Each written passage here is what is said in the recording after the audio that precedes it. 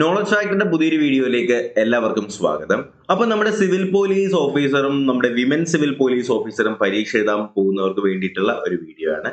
അപ്പൊ ഈ പരീക്ഷ എഴുതാൻ പോകുന്നവരുടെ മനസ്സിലുള്ള ഏറ്റവും പ്രധാനപ്പെട്ട ഒരു ഡൗട്ട് എന്ന് പറയുന്നത്, നമുക്കറിയാം നമ്മുടെ കേന്ദ്ര സർക്കാർ എന്ത് ചെയ്തു, IPC, CRPC, Indian evidence act, ഈ മൂന്ന് കാര്യങ്ങൾ മാറ്റിയിട്ടുണ്ട്. ഇത് മൂന്ന് കാര്യങ്ങൾ മാറ്റിയതിനു ശേഷം നിലവിൽ കൊണ്ടുവന്ന സാധനങ്ങളാണ് BNS അല്ലെങ്കിൽ ഭാരതീയ ന്യായ സംഹിത. IPS പകരം വന്നതാണ് ഭാരതീയ ന്യായ സംഹിത.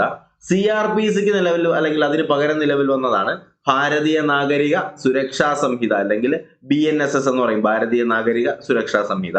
അതുപോലെ തന്നെ ഇന്ത്യൻ എവിഡൻസ് ആക്ട്, തെളിവ് നിയമം, അതിനെ മാറ്റിക്കൊണ്ട് എന്ത് ചെയ്തു, ഭാരതീയ സാക്ഷി എന്നുകൂടി അവർ മാറ്റിയിട്ടുണ്ട്. അപ്പൊ ഈ പറയുന്ന മൂന്ന് മാറ്റങ്ങളിൽ നിന്നുകൊണ്ടുള്ള ചോദ്യങ്ങളാണോ കേരള PSC വരുന്നത്, അതോ പഴയ സിലബസ് പഠിച്ചാൽ മതിയോ എന്നുള്ള കാര്യമാണ് നമ്മൾ ഇന്ന് ഈ വീഡിയോയിൽ ഡീറ്റെയിൽ ആയിട്ട് ചർച്ച ചെയ്യാനായിട്ട് പോകുന്നത്.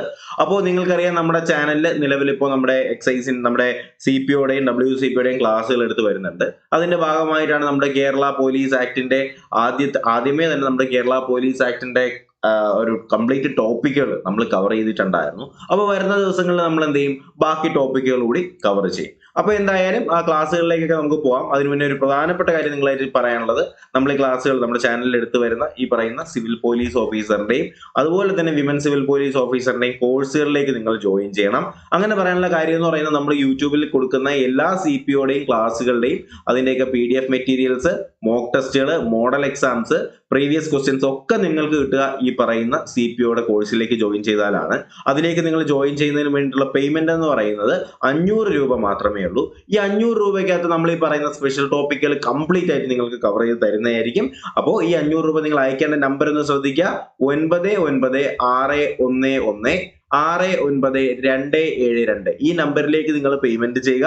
ഇതേ നമ്പറിലേക്ക് തന്നെ നിങ്ങൾ എന്ത് ചെയ്യുക, പേയ്മെന്റ് ചെയ്തതിന്റെ സ്ക്രീൻഷോട്ട് വാട്സാപ്പിൽ അയക്കുകയാണെന്നുണ്ടെങ്കിൽ അതേ ദിവസം തന്നെ നിങ്ങൾ എന്ത് ചെയ്യും, ഗ്രൂപ്പിലേക്ക് ആഡ് ചെയ്യുന്നതായിരിക്കും. ആ ഗ്രൂപ്പിനകത്ത് നമ്മൾ കൊടുക്കുന്ന എല്ലാ നോട്ട്സുകളുടെയും, നമ്മൾ നേരത്തെ കൊടുത്തിട്ടുള്ള CPOയുടെ നോട്ട്സുകളുടെ ഉൾപ്പെടെയുള്ള എല്ലാ നോട്ട്സിന്റെയും മെറ്റീരിയൽസ് ആ ഗ്രൂപ്പിനകത്ത് അവൈലബിൾ ആയിരിക്കും. ഇപ്പൊ തന്നെ എന്ത് ചെയ്യുക, CPOയും WCPOയും കോഴ്സുകളിലേക്ക് ജോയിൻ ചെയ്യുക. കാരണം കഴിഞ്ഞ പ്രാവശ്യം നമ്മുടെ CPOയുടെയും WCPOയുടെയും ക്ലാസ് കണ്ടിട്ട് പോയവർക്ക് 20 മാർക്കിനകത്ത് 18 മാർക്കിൽ കൂടുതൽ ലഭിച്ചിട്ടുണ്ട്. ആ ഒരു വിശ്വാസത്തിലാണ്, ആ ഒരു ഉറപ്പിന്മേലാണ് നിങ്ങൾ എന്ത് ചെയ്യുന്നത്, ഈ ഗ്രൂപ്പിലേക്ക് ഞാൻ ക്ഷണിക്കുന്നത്. ഓക്കെ, അപ്പൊ എന്തായാലും നമുക്ക് നമ്മുടെ കാര്യത്തിലേക്ക് തന്നെ കിടക്കാം. നിങ്ങൾക്ക് ഈ കാണിക്കുന്നത് അല്ലെങ്കിൽ എന്റെ ഈ ഭാഗത്ത് കാണുന്നത് നമ്മുടെ സിലബസിനകത്തുള്ള പോർഷൻ തന്നെയാണ്. അതിന് നിങ്ങൾ ശ്രദ്ധിക്കേണ്ട ഒരു കാര്യം എന്ന് പറയുന്നത്, കഴിഞ്ഞ പ്രാവശ്യം സിലബസ് വന്നിട്ടുണ്ടായിരുന്നപ്പോഴത്തേക്കും അതിനകത്ത് ഓരോ സെക്ഷൻസ് ആയിട്ട് കൊടുത്തിട്ടുണ്ട്.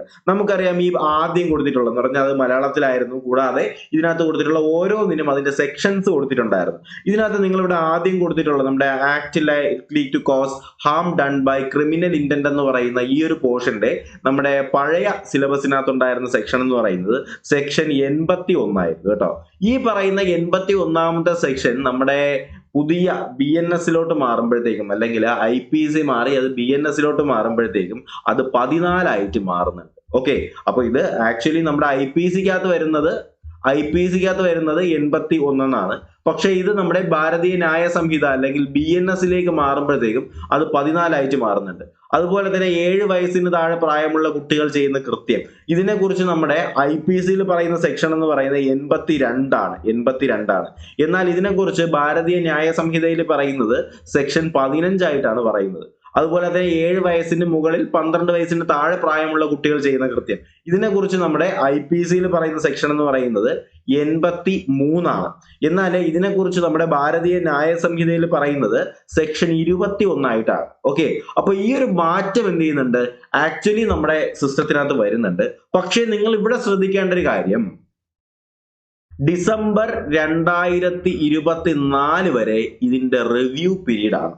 എന്ന് പറഞ്ഞാൽ ഈ വർഷം നമ്മുടെ 2024 എന്ന് പറയുന്ന ഈ വർഷത്തിലെ ഡിസംബർ മാസം വരെ എന്താണ് ഈ പറയുന്ന നമ്മുടെ പുതിയ BNSന്റെയും BNSSന്റെയും അതുപോലെ തന്നെ ഭാരതീയ സാക്ഷിയുടെയും റിവ്യൂ പീരീഡ് ആണ്. അതുകൊണ്ട് തന്നെ ഈ റിവ്യൂ പീരീഡിനകത്ത് നിന്ന് ചോദ്യങ്ങൾ വരാനുള്ള ചാൻസ് കുറവാണ്.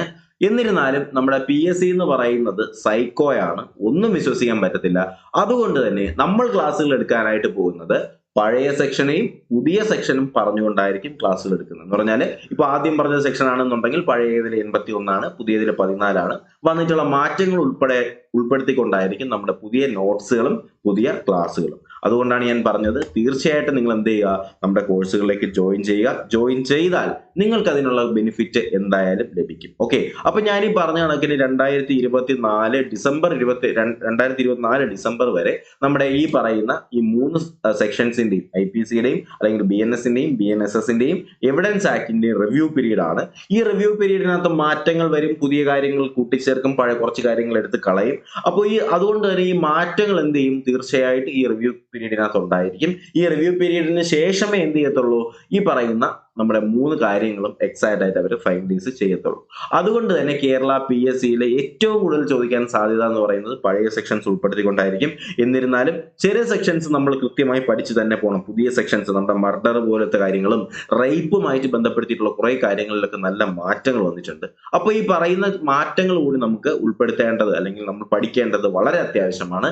അപ്പോൾ ഈ പറയുന്ന മാറ്റങ്ങളെല്ലാം ഉൾപ്പെടുത്തിക്കൊണ്ടായിരിക്കും നമ്മുടെ ക്ലാസ്സുകൾ വരുന്നത്. അപ്പോൾ വ്യക്തമായിട്ട് തന്നെ എന്ത് ചെയ്യുക, കൂടെ പഠിച്ചു പോകാനായിട്ട് ശ്രമിക്കുക. അപ്പൊ ഞാൻ പറഞ്ഞത് മറ്റൊന്നുമല്ല, ഈ പറയുന്ന സെക്ഷൻസിനെല്ലാം മാറ്റമുണ്ട്. നമ്മൾ ഈ പറയുന്ന act of A person of unsound mind എന്ന് പറയുന്ന കാര്യം, ഈ കാര്യം നമ്മുടെ IPCക്കകത്ത് പറഞ്ഞിട്ടുണ്ടായിരുന്നത് 84ാമത്തെ സെക്ഷൻ ആയിട്ടാണ് പറഞ്ഞിട്ടുണ്ടായിരുന്നത്. പക്ഷെ ഇത് നമ്മുടെ എന്തിലോട്ട് പോകുമ്പോൾ, ഭാരതീയ ന്യായ സംഹിതയിലോട്ട് പോകുമ്പോൾ ഇത് സെക്ഷൻ 22 മാറുന്നു. ഓക്കെ, മനസ്സിലായില്ലേ? അപ്പോൾ ഈ ഒരു വ്യത്യാസം എന്ത് ചെയ്യുന്നുണ്ട്, ഈ പറയുന്ന എല്ലാ സെക്ഷൻസിനകത്തും വരുന്നുണ്ട്. ഈ പബ്ലിക് ന്യൂസൻസിന്റെ കാര്യമായാലും, പബ്ലിക് ന്യൂസൻസിനെ കുറിച്ചൊക്കെ പറയുന്ന നമ്മുടെ IPCയിലെ സെക്ഷൻ എത്രയാണ്, എല്ലാവർക്കും അറിയാം, 268 ആണ് അല്ലെ, 268 ആണ്. എന്നാൽ ചില സെക്ഷൻസിൽ എന്ത് ചെയ്യത്തില്ല, മാറ്റങ്ങൾ വന്നിട്ടില്ല. പബ്ലിക് ന്യൂസൻസ് ഇപ്പോഴും നമ്മുടെ BNSൽ എന്ത് തന്നെയാണ്, 268 തന്നെയാണ്. മനസ്സിലായില്ലേ? ഈ പറയുന്ന മാറ്റങ്ങൾ എന്ത് ചെയ്യുന്നുണ്ട്, എല്ലാ സെക്ഷൻസിനും ബാധിക്കുന്നുണ്ട്.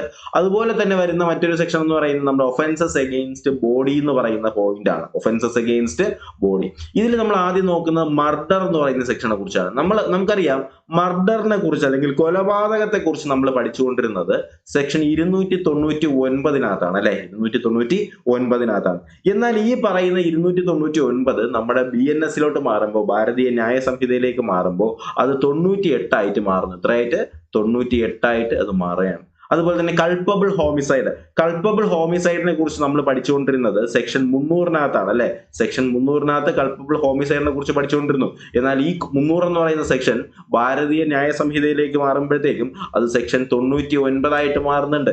അതുപോലെ തന്നെ പണിഷ്മെന്റ് ഫോർ മർഡർ, കൊലപാതകത്തിനുള്ള ശിക്ഷയെ കുറിച്ച് പറയുന്നത് 301 എന്നാൽ ഈ പറയുന്ന 301 നമ്മുടെ ഭാരതീയ ന്യായ സംഹിതയിലേക്ക് മാറുമ്പോഴത്തേക്കും അത് എത്രയായിട്ട് മാറുന്നു, 100 ആയിട്ട് മാറുന്നു. മനസ്സിലായില്ലേ? ഈ പറയുന്ന ഒരു എന്താണ് ചേഞ്ച് നമ്മുടെ ഈ പറയുന്ന ഒഫൻസസ് അഗെയിൻസ്റ്റ് ബോഡി എന്ന് പറയുന്ന ഈ ഒരു പോർഷനകത്തും വന്നിട്ടുണ്ട്. ആ ഒരു ചേഞ്ച് കൂടി നിങ്ങൾ ഉൾക്കൊണ്ട് വേണം പഠിക്കുന്നതിന് വേണ്ടി. ഈ ചേഞ്ച് മനസ്സിലാക്കാൻ വേണ്ടിയിട്ടാണ് ഞാൻ പറയുന്നത്, വ്യക്തമായിട്ട് ക്ലാസ്സുകൾ നമ്മുടെ ചാനലിൽ കൃത്യമായിട്ട് ഫോളോ ചെയ്യുക. ഫോളോ ചെയ്താൽ നിങ്ങൾക്ക് സ്പെഷ്യൽ ടോപ്പിക്കിന് ഒരു മാർക്ക് പോലും കുറയത്തില്ല. ഓക്കെ, അതുപോലെ തന്നെ നമ്മുടെ അടുത്ത് വരുന്ന സെക്ഷനാണ് ഒഫൻസസ് അഗെയിൻസ്റ്റ് വിമൻ, സ്ത്രീകൾക്കെതിരായിട്ടുള്ള കുറ്റകൃത്യങ്ങൾ. ഈ പറയുന്ന സ്ത്രീകൾക്കെതിരായിട്ടുള്ള കുറ്റകൃത്യങ്ങളിലും വ്യക്തമായ മാറ്റങ്ങൾ എന്ത് ചെയ്യുന്നുണ്ട്, വരുന്നുണ്ട്. ഇതിൽ ആദ്യം പറയുന്ന ഈ assault or criminal forces to woman with intent out her modesty എന്ന് പറയുമ്പോൾ സ്ത്രീകളുടെ അഭിമാനത്തെ ചൂഷണം ചെയ്യുക അല്ലെങ്കിൽ അതിനെ ഭംഗം വരുത്തുക എന്ന് പറയുന്ന നിലയിലുള്ള ക്രിമിനൽ പരമായിട്ടുള്ള ആക്ടിവിറ്റീസ്. ഇതിനെക്കുറിച്ച് പറയുന്ന നമ്മുടെ IPCയിലെ സെക്ഷൻ എന്ന് പറയുന്നത് 254 ആയിരുന്നു. എന്നാൽ ഇത് നമ്മുടെ ഭാരതീയ ന്യായ സംഹിതയിലേക്ക് മാറുമ്പോഴത്തേക്കും 73 ആയിട്ട് ചേഞ്ച് ചെയ്തിട്ടുണ്ട്. 73 ആയിട്ട്. മനസ്സിലായില്ലേ? അപ്പോ ഇതേ ചേഞ്ച് എന്ത് ചെയ്യുന്നുണ്ട്, ബാക്കിയുള്ള സെക്ഷനിലും വന്നിട്ടുണ്ട്. ഓക്കെ, അതുപോലെ തന്നെ ഒഫൻസസ് അഗെയിൻസ്റ്റ് പ്രോപ്പർട്ടി, നമ്മുടെ തെഫ്റ്റ്, മോഷണം പോലുള്ള കാര്യങ്ങളൊക്കെ ഉണ്ടല്ലോ. ഈ കാര്യങ്ങളിൽ എന്ത് ചെയ്യുന്നുണ്ട്, നല്ല മാറ്റങ്ങൾ വന്നിട്ടുണ്ട്. നമുക്കറിയാം മോഷണത്തെ കുറിച്ച് പ്രതിപാദിക്കുന്ന IPC എന്ന് പറയുന്നത് എത്രയാണ്, 378 ആണ് അല്ലെ, 378 ആണ്.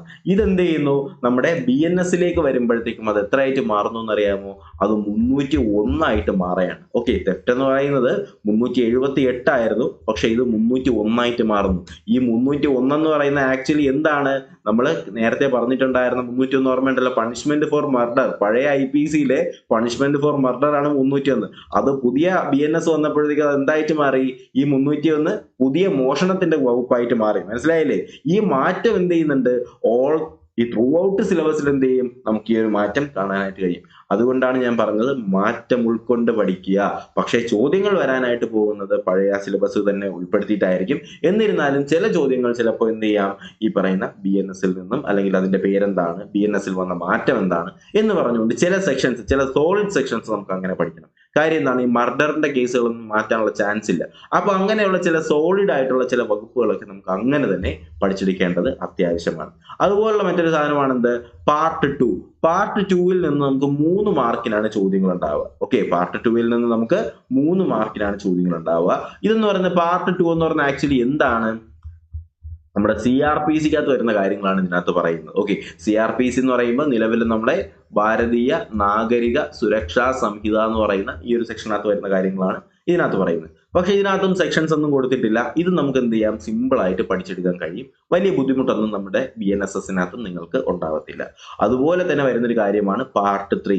ഈ പാർട്ട് 3-ക്കകത്ത് വരുന്നതും അതും എന്ത് ചെയ്യുന്നുണ്ട്, ചെറിയ ചെറിയ മാറ്റങ്ങൾ നമുക്ക് ഈ പറയുന്ന പാർട്ട് 3-ക്കകത്തും കാണാനായിട്ട് കഴിയും.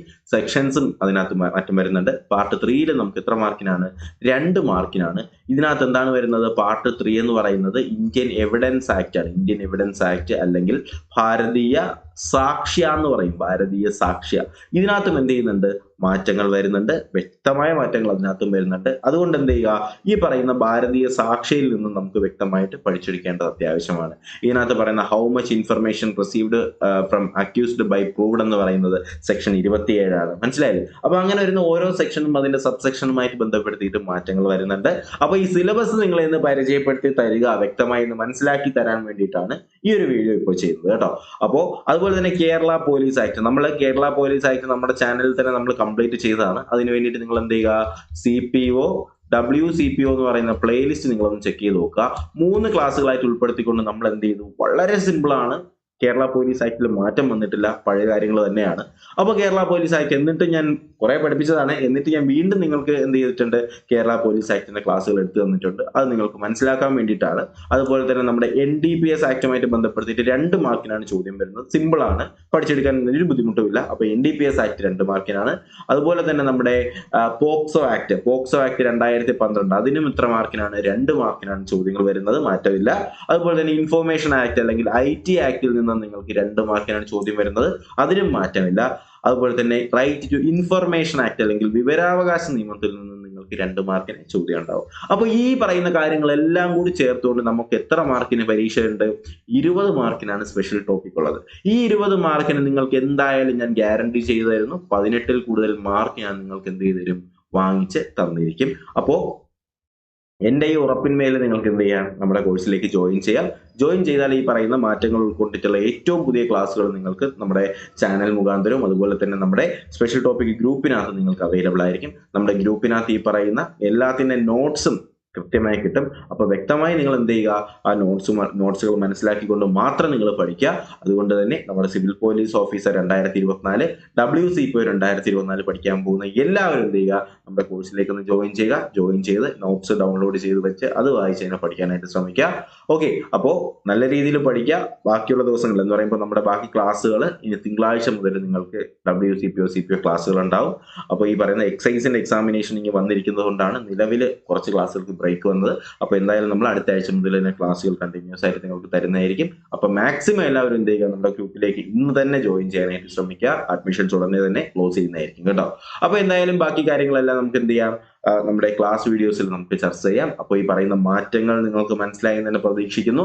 IPC-യിൽ നിന്ന് BNS-ലേക്ക് പോകുമ്പോൾ ചെറിയ മാറ്റങ്ങളുണ്ട്. പക്ഷെ നിങ്ങൾ പഠിക്കേണ്ടത്, ഞാൻ വീണ്ടും ഫോക്കസ് ചെയ്ത് പറയുന്നു, പഴയ കാര്യങ്ങൾ തന്നെ നിങ്ങൾ എന്ത് ചെയ്യുക, വ്യക്തമായിട്ട് പഠിക്കാനായിട്ട് ശ്രമിക്കുക. കാര്യം ഞാൻ ഈ പറയുന്ന ഡിസംബർ 2024 വരെ എന്താണ്, റിവ്യൂ പീരീഡ് ആണ്. ഈ റിവ്യൂ പീരീഡിൽ നിന്ന് ചോദിക്കുന്ന ചോദ്യങ്ങൾക്ക് അത്രയും പ്രസക്തികളെ ഉണ്ടാവത്തുള്ളൂ.